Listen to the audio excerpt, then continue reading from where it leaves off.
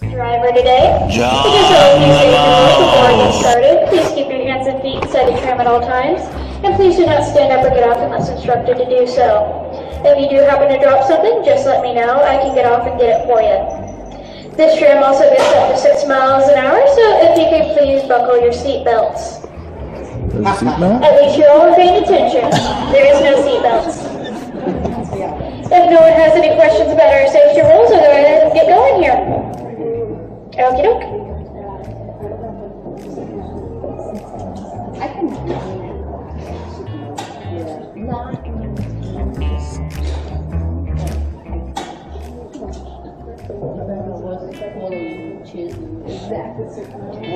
From 1923 to 1983, the railbed was the lifeblood of the line. If you could look over to your left, you could see old engine number 1. The miners nicknamed this electric locomotive the Galloping Goose because it had a tendency to jump around on its tracks when it was starting or stopping. You can see it as an electric locomotive by the arm extended to the ceiling. Each one of these carts that you see could hold 4 tons of salt. 2 miners, called muckers because raw salt was called muck, would load each one of these carts. They take them about an hour and a half per car, and for each cart that they loaded, they'd receive a brass chip worth 50 cents. The CSC stamped on the side stands for Kerry Salt Company. Now up ahead, this red cart was their explosives cart. As you can see, it's filled with empty dynamite boxes from throughout the years, as well as bags that used to contain AMFO. They switched from dynamite to AMFO or ammonium nitrate because it is safer to use and it was more efficient. The area of the mine that we were entering was mined out in the 1950s. Or 40s, excuse me. They used the room and pillar method in this area. Each one of these pillars is 40 by 40, but each room is 50 by 50. If we were able to take the roof off this mine and look down on it, it looked like a big waffle iron or a checkerboard. They used this method because it aided in ventilation and it made it easier to move people and equipment around.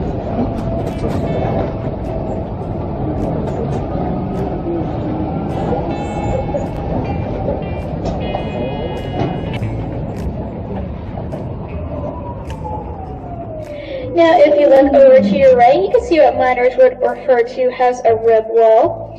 Each one of those ribs is equivalent to about how far into the wall they would blast each time, which was about 8 feet. Now, this mine is always blasted to harvest salt. However, this cut that we're going to go under was not caused from blasting. Instead, it's caused from a machine called a continuous miner. This continuous miner was about used from a coal mine by Underground Vaults and Storage in Strataca. Underground Vaults and Storage uses it to heighten their ceilings and create more storage space. We have used it in our event center to make it safer for our guests. If you're ever in our event center, there's no need to wear your hard hat because the biggest rock that will fall from that ceiling is about the size of a pebble.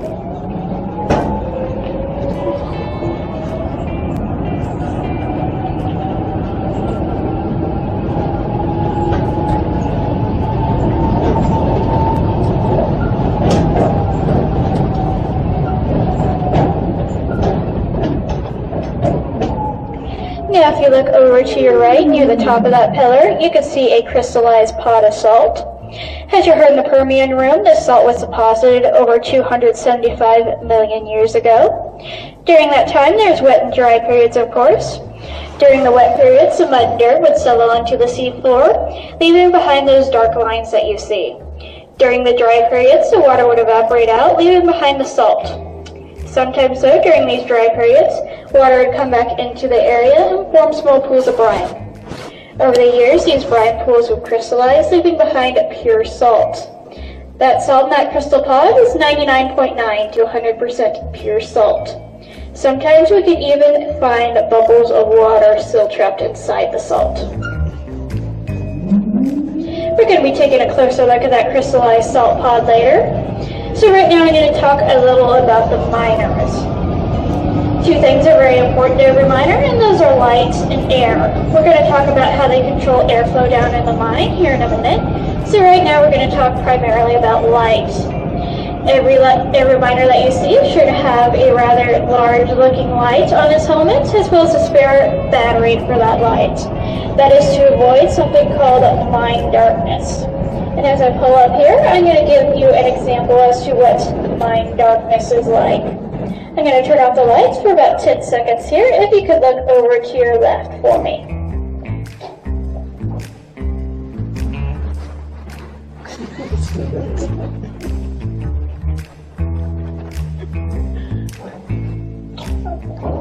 And that is what mine darkness is like. As I told you earlier, we're going to talk a little bit about how to control airflow down here in the mine.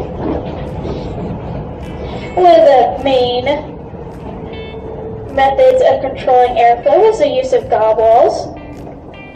If you look over to your left, you can see an example of a wooden box gob wall. They made this gob wall out of the wooden boxes that you saw on that cart. They use these empty wooden dynamite boxes for just about anything. Each one of those boxes is filled with 70 to 80 pounds of rock salt and stacked one on top of the other. That table that you see off to the left was probably used to assist in getting the boxes up on top. Now, as you can see, there is cracks forming in that wall, and it is going to collapse one of these days. That is from the pressure pushing down above, as well as the pressure pushing up from below. We'll talk more about how the mine moves and shifts later on, as well as other methods of controlling air. So right now, I'm going to show you an example of another type of salt we find down here in the mine. If you look up above me, you can see an example of red salt. This particular formation of red salt is rare because of its size and concentration alone. Now, we don't know what exactly causes the red salt. We've heard everything from a different mineral in the salt to a different chemical that makes up the salt itself to even a bacteria in the salt. We do know, however, that in the early days of this mine, they didn't like finding red salt. They thought it was impure, and they thought it had a more bitter taste to it than regular salt did. This being said, they didn't think cattle or livestock would like it, so they couldn't sell it to ranchers or farmers. So they'd simply mine around it or throw it in a pile with the rest of the salt they didn't want. We also know that wherever we find red salt, we typically find crystallized salt somewhere nearby. If you take a closer look at this crystallized salt bone, you can see a few layers of red salt beneath it.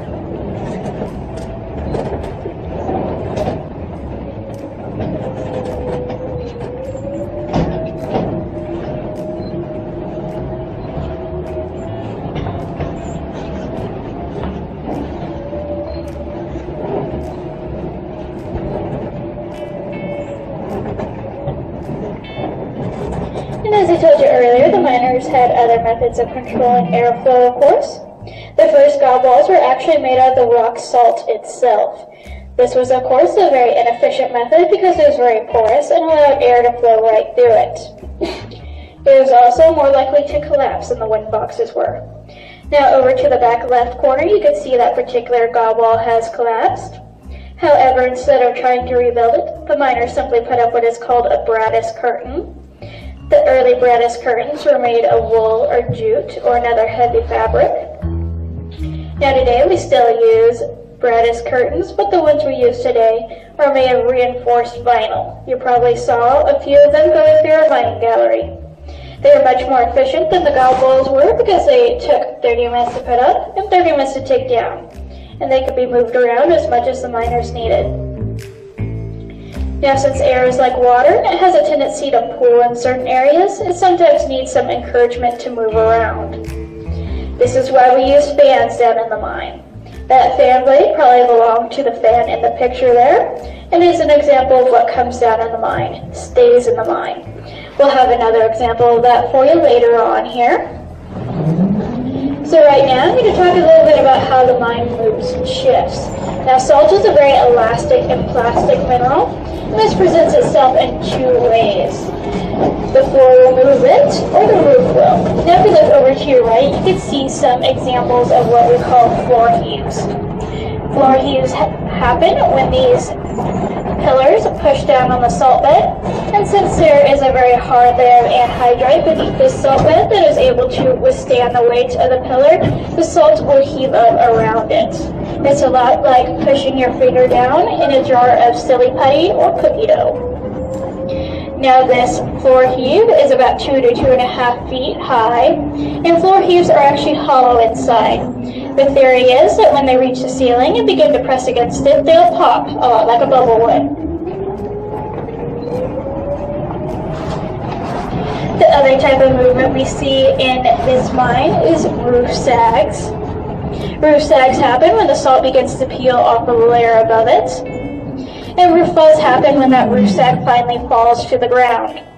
Typically, whenever we encounter a roof sag, we simply take a scaling bar, similar to the one you see leaning against the pillar there, and use that to knock it down. If it is too big to be handled with a scaling bar, we take a front loader or similar equipment to knock it down.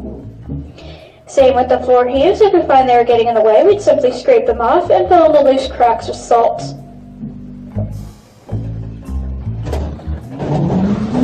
If you look up above you, you can see some white marks as to where they went through with that scaling bar. Now we've seen many companies come and go through this salt mine. Today there are 3: Underground Bolts and Storage, Stratica, and Hutchinson Salt Company.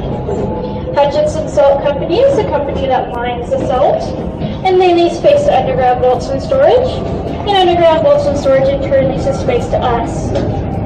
Underground Bolts and Storage stores a variety of things, from medical records to financial records to original movie props and negatives. We're even told they have the original movie negatives to Gone with the Wind.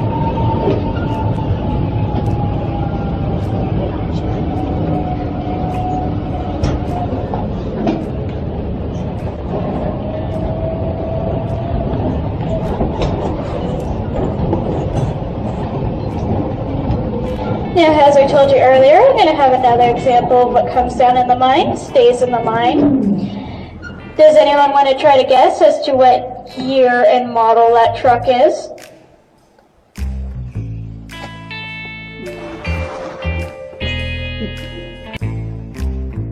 No guesses? That is a 1932 Chevy pickup. As you see, it has been heavily modified. The miners took off anything they didn't need. They had no need for windows or doors because there is no weather down here. They also took off any additional seats because more than likely there's only going to be one miner driving it, so they only needed one seat. As you can see, they also took off the gas motor and replaced it with an electric motor. That electric motor is hooked up to a 300-foot electrical cord. And when the miners were bored or the boss was away, they'd plug in that motor to the wall, back it up as far as they could, and get it going as fast as they could. Of course, at the end of that 300-foot cord, they'd pop right out of the wall, and the miners would see how far they can coast. The record that we know of is 150 feet, and the miner that lost that bet was probably the one who had to push it all the way back. Now you may be wondering how they got that truck down here.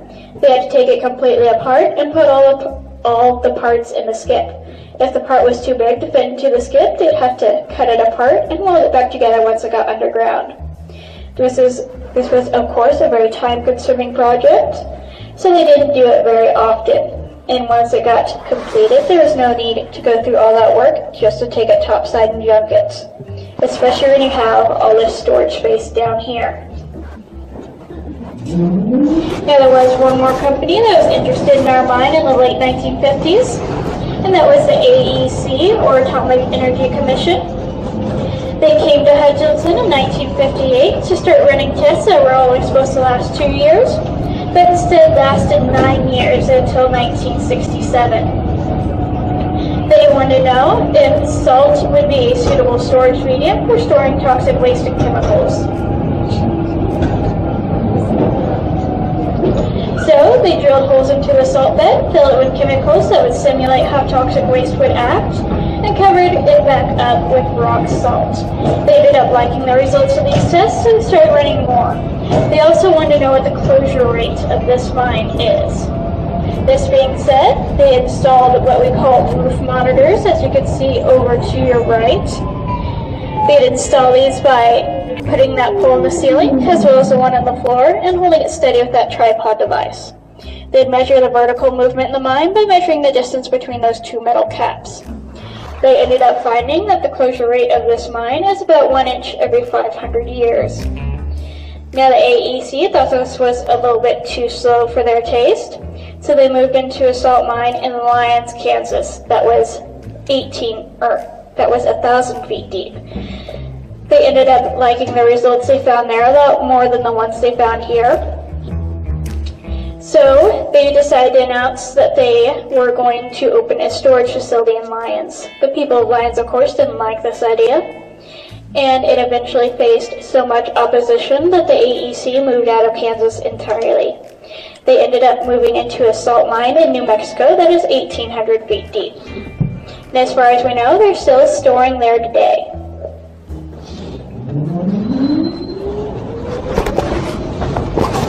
There is one question we get asked a lot down here, and that is, how was salt discovered here? In 1886, a man by the name of Ben Blanchard moved into the area from his home in Indiana. He bought up a whole bunch of land in what we now know as South Hutchinson, divided it into plots, and ended up founding the city of South Hutchinson. By 1887, he needed investors to complete this project, so like many men in the era, he started drilling for oil. However, instead of striking oil, he ended up striking the salt bed. Now, Ben really didn't have much of an interest in opening a salt mine, but many others did. Over the next year, over 10 companies moved in to mine the salt. This is what we now know of as the salt boom of 1888. Now, Ben eventually died a very wealthy man. He even went on to be a financial advisor in Buckingham Palace. But it turns out, him discovering this salt bed was his greatest discovery.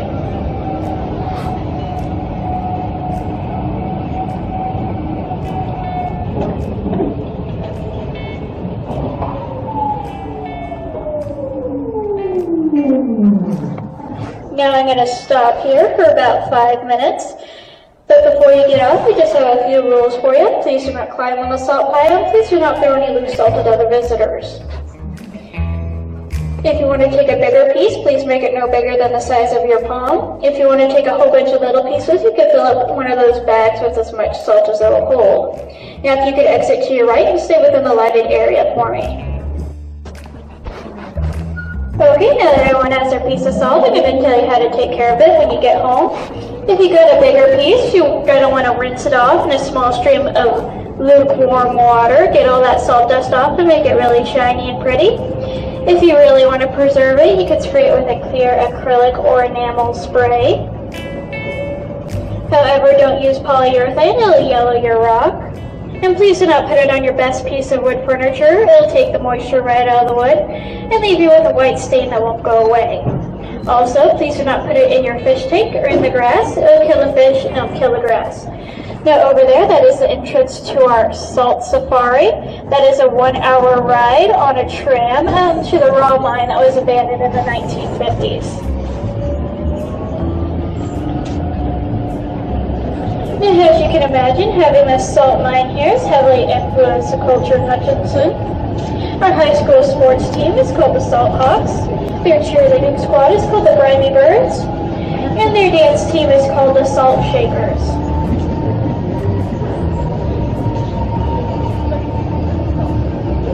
Now the road up ahead is going to get a little bit more bumpy than how it has been recently.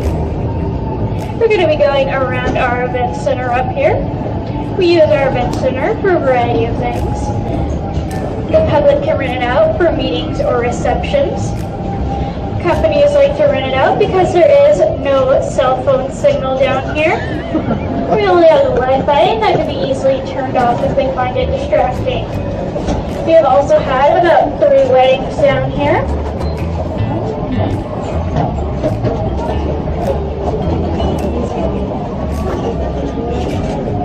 We also have quite a few Stratica-sponsored events. We have our Scouter nights. Our Boy Scouts or Girl Scouts will come and spend the night in our event center, and they can earn a merit badge in geology or mining or both. We also have something called Murder in the Mine, which is an interactive dinner theater. A couple of actors will come down from Chicago and interact with our guests as they try to figure out who did it. We have these about twice a year with a variety of themes. The next one is December 11th and 13th, as you can see on our sign up here. The last theme was called The Spy That Killed Me. And the next one coming up is going to be A Death Miss Carol. If you're interested in that, you can reserve your seats topside.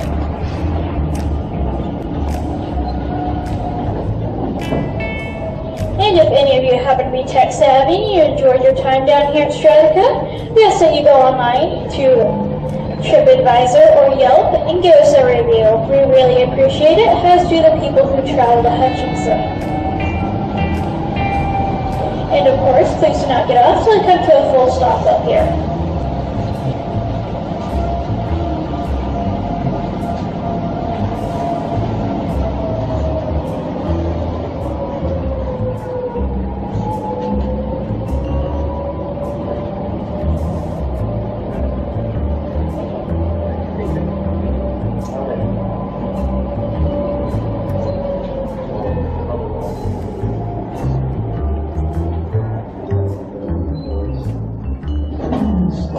Okay, you can now exit to your left. Thank you all for joining me, and I hope to see you all again. Thank you for watching my video. I do have more for you to view. Just press on the button. And if you'd like to subscribe to stay up to date, you can push that button too.